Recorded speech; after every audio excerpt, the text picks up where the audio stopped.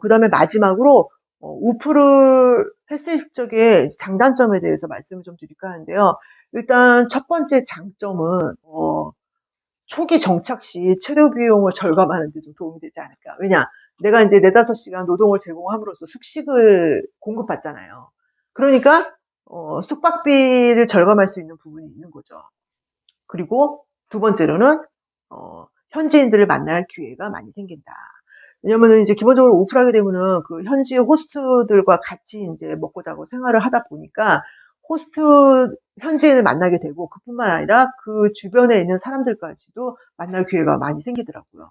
그래서 제가 한 번은 후쿠오카에서 오프를 하는데 그때 동네 아줌마들이 저를 본다고 오셨어요.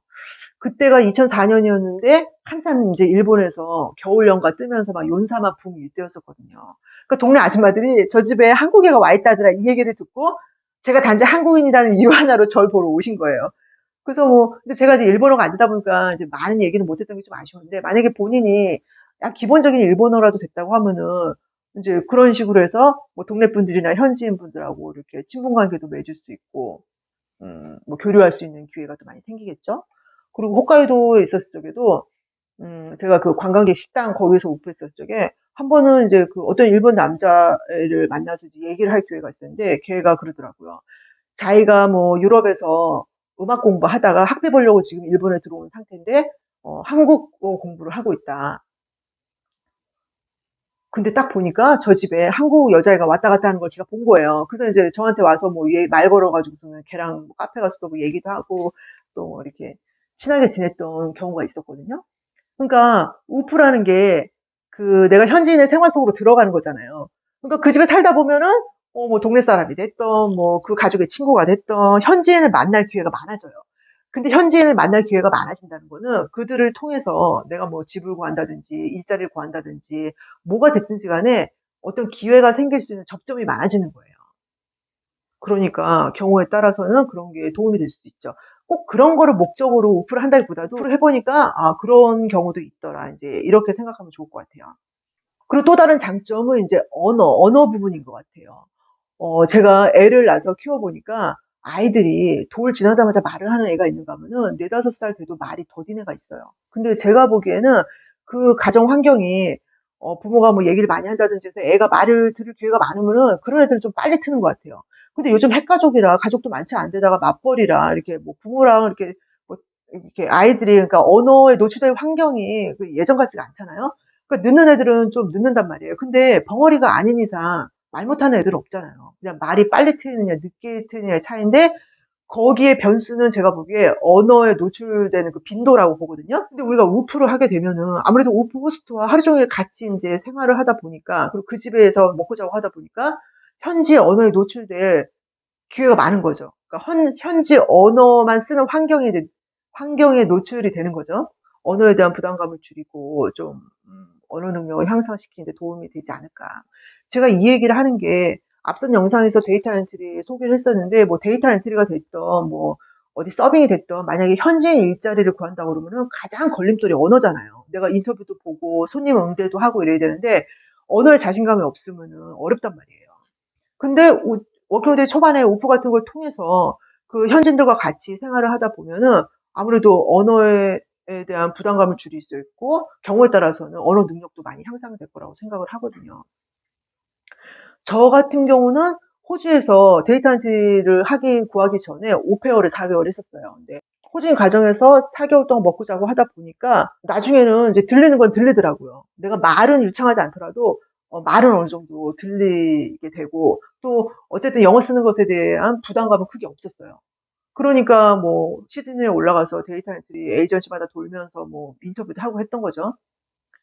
근데 그 오페어 같은 경우는 할 수 있는 나라도 한정적이고 보통 여자들이 하는 일이기 때문에 다 할 수 있는 건 아니에요. 근데 오프 같은 경우는 전 세계적으로 오프 협회도 거의 있고 또 남녀노소 누구나 할 수 있기 때문에 우리가 인제 현지 문화 체험을 하거나 현지인들의 생활 속으로 들어가기에 정말 좋은 기회인 거죠. 그래서 저는 워킹홀리데이 가면은 초반 한 2-3 개월은 오프만 하는 거를 적극 추천드려요. 제가 일본에서 그랬었거든요. 처음에 인제 워킹홀리데이 가서 오프를 하게 되면은 일단 초기 경비가 거의 많이 안 들어요. 왜냐면은 숙식이 해결되기 때문에.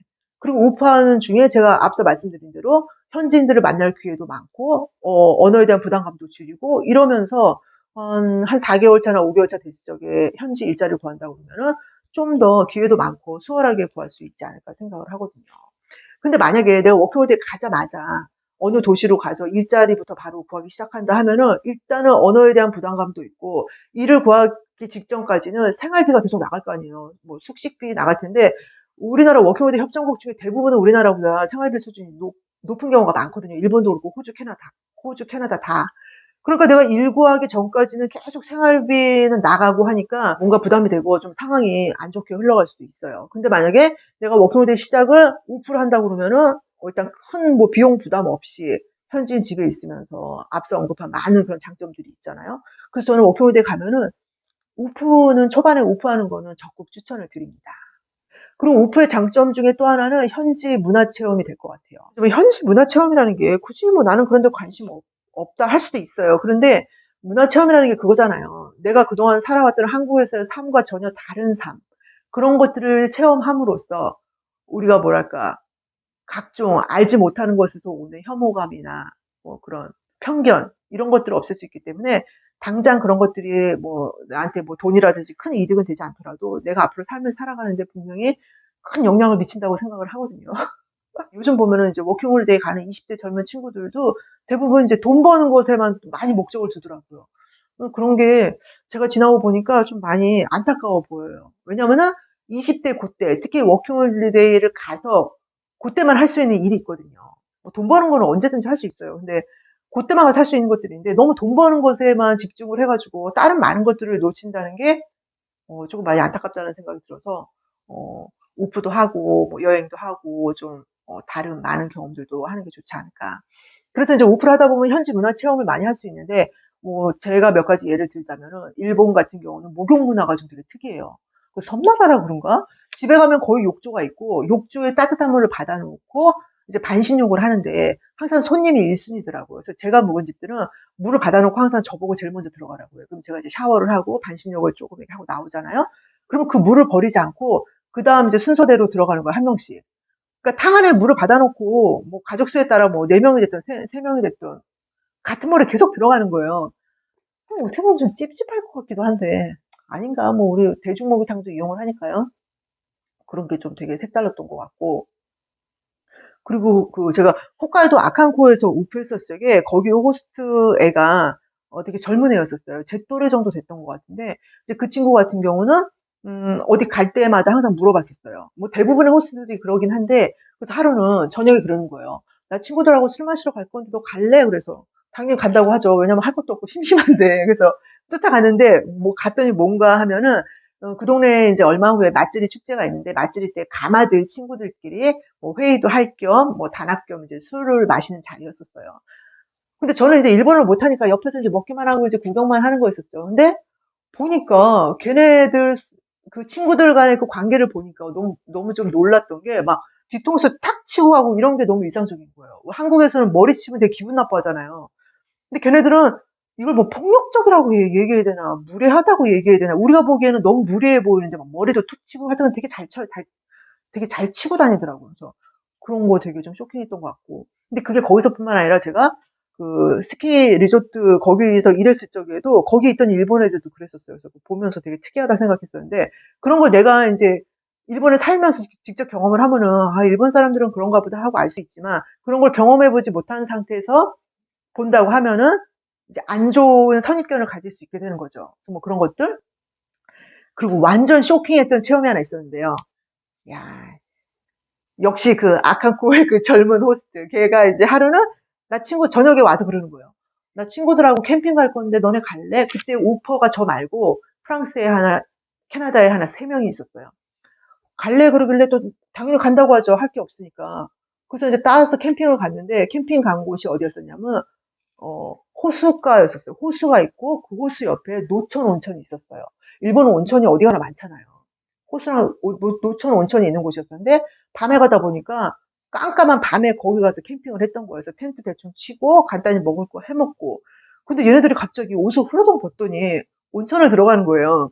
온천 들어갔다 뜨거우니까 막 달려서 호수 갔다가, 그러니까 냉탕, 온탕을 왔다 갔다 뛰는 건데, 여기서 쇼킹한 거는 옷을 다 벗었다는 거예요. 남자애들이었었는데 팬티까지 다 벗었어요. 저 그때 완전 쇼킹해가지고 막 눈을 막 어디다 둬야 될지 모르겠는 거예요. 저 그때 그거 보고 엄청 충격 먹었던 경험이 있는데, 근데 걔만 그런 게 아니라, 제가 호주에서 워킹홀리데이 했을 때 농장일 같은 거 하면 일본 애들이 많아요. 일본 애들도 많아요. 근데 제가 만났던 일본 애 중에 하나가 남자애였었는데, 자기가 이제 여행하면서 찍은 사진을 보여주는데, 그 유명하다는 여행지마다 가서 바지를 내리고 엉덩이가 보이게 사진을 찍은 거예요. 그러니까 자기 딴에는 기념으로 찍은 것 같아요. 그래서 그걸 보면서 좀 미친놈이다라고 생각을 했는데, 일본 사람들의 성문화라고 해야 될까? 확실히 일본에서 TV 채널 틀다 보면은 그 야한 얘기를 한다거나 어떤 그런 거 재현하고 이런 걸 되게 거리낌 없이 하는 거 보고 되게 놀란 적이 있었는데, 다 일맥상통하는 거예요. 일본 사람들의 성문화가 그런 거예요. 보니까 되게 개방적이고.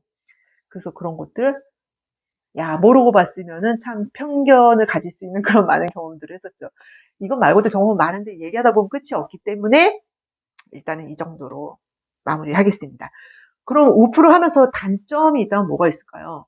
저는 운이 좋았는지 제가 갔던 호스트들은 다 좋았어요. 단점이라고 할 것도 없었는데, 굳이 꼽자면 아까 그 치바에 가서 했을 적에 호스트가 우프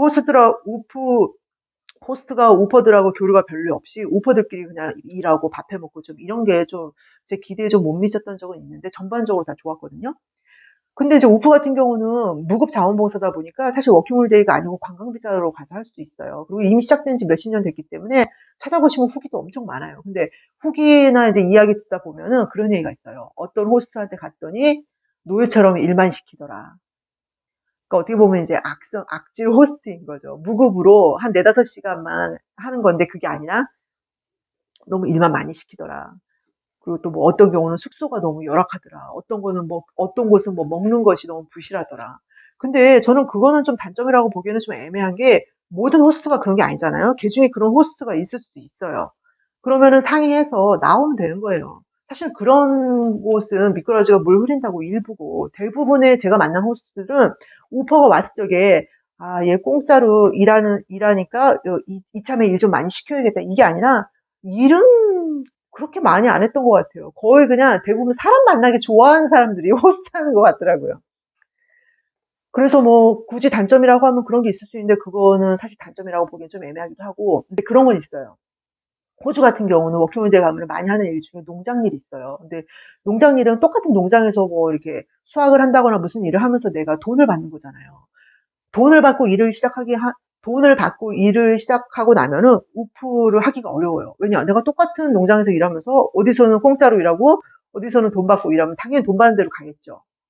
마찬가지로 꼭 농장 일이 아니어도 내가 어떤 폐해를 받는 일을 시작하게 되면은 그 이후에는 농장 우프를 하기가 좀 어렵게 되더라고요. 왜냐면 이왕이면 돈 받는 일을 하게 돼요, 사람이라는 게. 그럼 이제 일정을 맞춰야 되는데, 내가 어떤 돈을 받고 하는 일을 하게 되면은 그 우프로 갈 수 있는 일정하고 맞추기가 좀 어렵게 되는 거예요. 그러니까 우프를 할 수 있는 기회가 점점 없어지는 거죠. 그래서 저는 우프를 한다면은 워킹홀리데이 초반에 들어가자마자 2, 3개월 워킹홀리데이 초반 한 2, 3개월 차에 우프를 하는 게 제일 적당하고 낫다고 보거든요. 그러면 초기 정착 시 경비도 별로 들이지 않으면서 숙식 해결되고, 그리고 이제 뭐 언어에 대한 부분이라든지 뭐 현지인을 만나는 부분이라든지 많은 기회가 생기기 때문에, 워킹홀리데이 초반에 가자마자 뭐 막 일 구하고 이런 것보다는 어 우프 같은 거 적극 활용해서 다양한 경험도 쌓고 현지 적응한 다음에 일자리를 구하는 게 훨씬 낫지 않을까 생각을 하고 있습니다. 그래서 오늘은 제가 했던 우프 위주로 이제 말씀을 드렸는데요. 요즘은 스마트폰이 있어서 이렇게 영상 찍고 뭐 편집하는 게 간단한데, 제가 이제 2004년도에 일본에 워킹홀리데이 갔었을 적만 해도 스마트폰이 없었기 때문에 제가 캠코더하고 노트북을 들고 갔었어요. 그래서 그때 찍은 영상이 찾아보니까 있더라고요. 그래서 다음번에는 영상과 사진을 통해서 제가 했던 우프를 한번 소개해 보도록 하겠습니다. 오늘도 긴 영상 시청해 주셔서 감사합니다.